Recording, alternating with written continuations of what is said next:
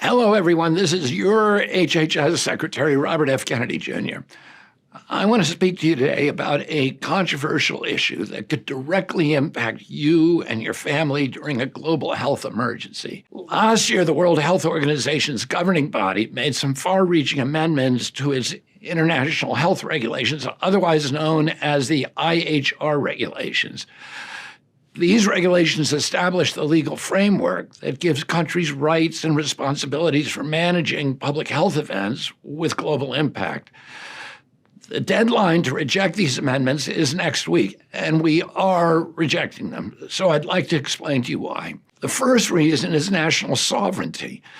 Nations who accept the new regulations are signing over their power in health emergencies to an unelected international organization that could order lockdowns, travel restrictions, or any other measures it sees fit.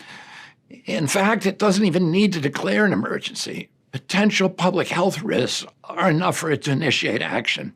If we're going to give the WHO that much power, we should at least invite a thorough public debate, especially since the agreement is an official treaty and it bypasses the U.S. Senate, which plays a key role in ensuring major international commitments receive proper democratic oversight. To make matters worse, the new regulations employ extremely broad language that gives the WHO unprecedented power.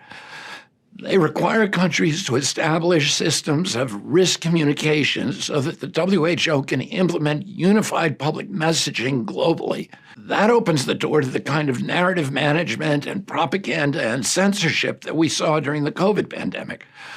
We don't want to see that kind of system institutionalized even further.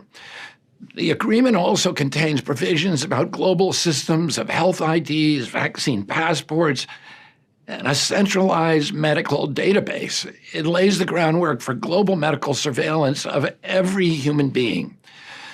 Maybe if the WHO were an infallible authority, untainted by industry influence, we would consider accepting the new regulations. Unfortunately, the COVID pandemic demonstrated otherwise.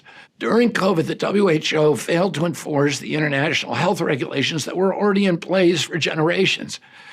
China withheld critical information about the outbreak for at least a month and faced no real consequences or criticism from WHO. As the 2024 Congressional Oversight Report put it, the WHO was misinformed, denied access to China, and used as a cover for the Chinese Communist Party's reckless action. These and other atrocities make one thing clear: we must strengthen national and local autonomy to hold global organizations in check and to restore a real balance of power. Underneath all the bureaucratic language, what's at stake here is a vision for our future. Are we going to be subjects to a technocratic control system that uses health risks and pandemic preparedness as a Trojan horse to curtail basic democratic freedoms?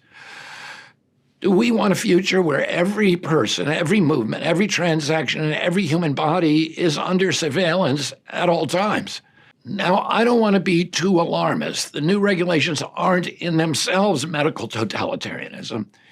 In fact, they were perhaps written with good intentions, but they are definitely a step in the wrong direction. That's why we're rejecting the amendments, not only on behalf of our own citizens, but the whole world.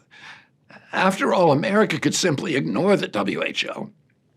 But few other countries are as powerful as the United States. Even though many of these amendments are phrased to be non-binding, as a practical matter, it's hard for many countries to resist them, especially when they are dependent on the WHO funding and its partnerships.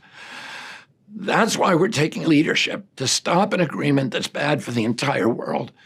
I want to be clear that in rejecting these amendments, President Trump and I are not rejecting international cooperation. We can cooperate with other nations without jeopardizing our civil liberties, without undermining our Constitution, and without ceding away America's treasured sovereignty. That's my commitment to you. That's President Trump's commitment to you. Thank you, and God bless you all, and God bless our country.